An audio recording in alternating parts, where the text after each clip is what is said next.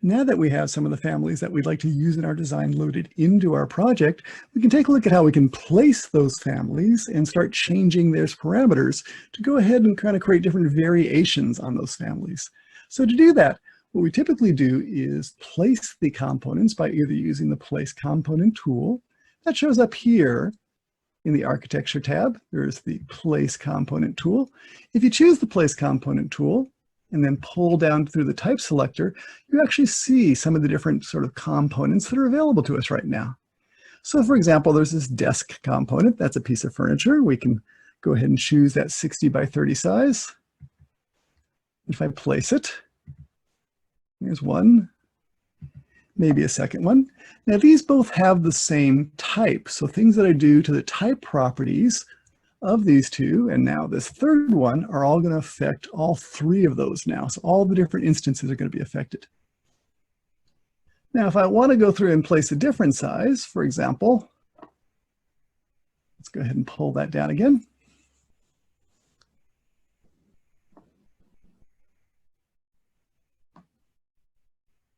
Let's choose this time the 72 by 36, a slightly bigger size, and place one, two of those.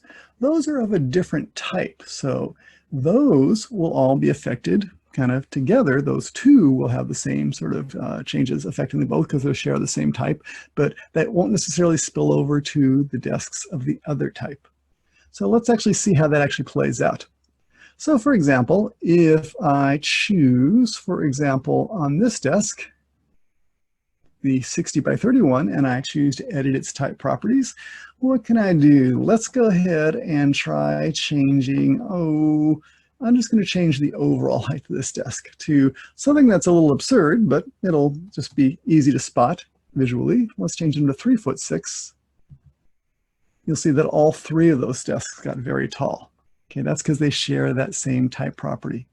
Okay, these didn't get changed. So the important thing to keep in mind about type properties is when you change type properties, all the different instances that use that type will change too. Now, as you're thinking about kind of creating different types, what you can do is, just choose an existing type. So for example, here's this 72 by 36, and I can edit that type. I can, if I'd like to create another size and flex the parameters to go ahead and create that different size, I can duplicate that type. And maybe for this one, I'm going to say it's going to be a 96-inch by 42-inch one. It's a very big executive desk. So the parameters that I want to change would be, I'll make that 0.96. For the depth, I'll make that 0.42. Okay, and now I have a very big desk that has a different type.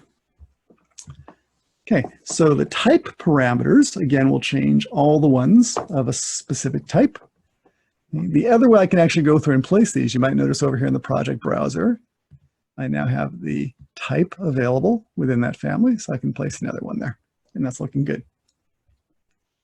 Now, that's okay in terms of the type parameters, but you might be wondering how you could actually change things on an instance by instance basis. Often as we're trying to customize things, you want to change individual instances. And how we need to do that is actually have some instance variables available to us. So let's take a look at that. You might remember back over on these desks, okay, there were a lot of type parameters, but there weren't really any instance parameters that were available for us to use. So how do we change that? What you can actually do is edit a family and make a type parameter into an instance parameter. So if you choose one of the different family members and say edit the family, you'll see you can actually sort of see the family as it's defined, and you can change the parameters if you want to. So for example, if I want to change, for example, one of the material properties like the tabletop material, okay, from being a type parameter to an instance parameter, I can edit the parameter, change it to instance, and you'll see it'll move. This now says the top material default, okay, but it's going to be assigned on an instance by instance basis.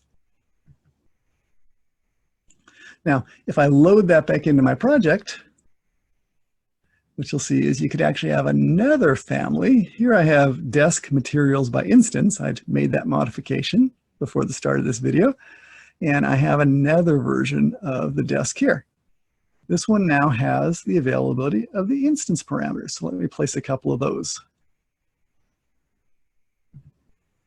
So for these, you'll see I actually have some materials choices available right here in the properties palette at the instance level. So it's no longer a type parameter. That's going to allow me to change the different properties independently.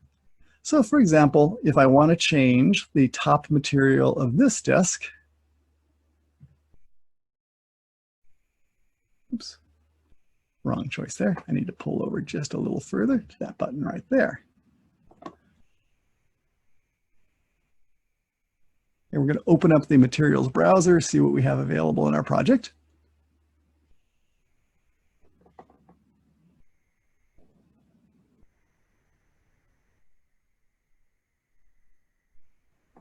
So what do I have here? I'm going to put a copper top on that desk just to be a little bit different. So you can sort of see that one is now different than this one.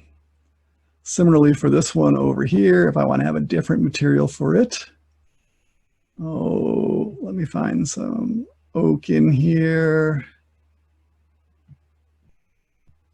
A flooring material. Again, that's not exactly appropriate, but it'll illustrate the point here. So now I have these two different instances. These can be changed independently of each other. Okay, so you have to always keep track of whether you have type parameters or instance parameters available to you.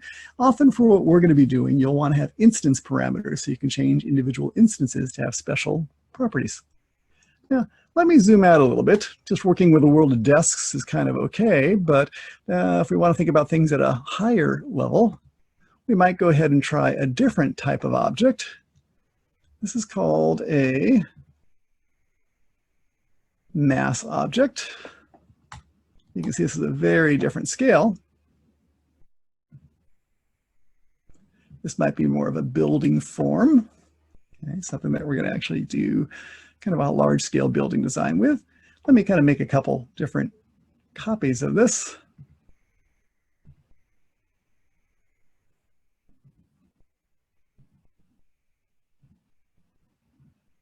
Okay, so again, this is one Revit family, but you see that we have these different instance parameters available to us.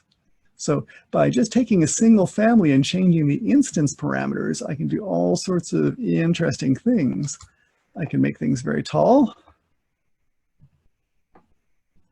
I can make things, oh, let's say I'll make it very wide across the bottom.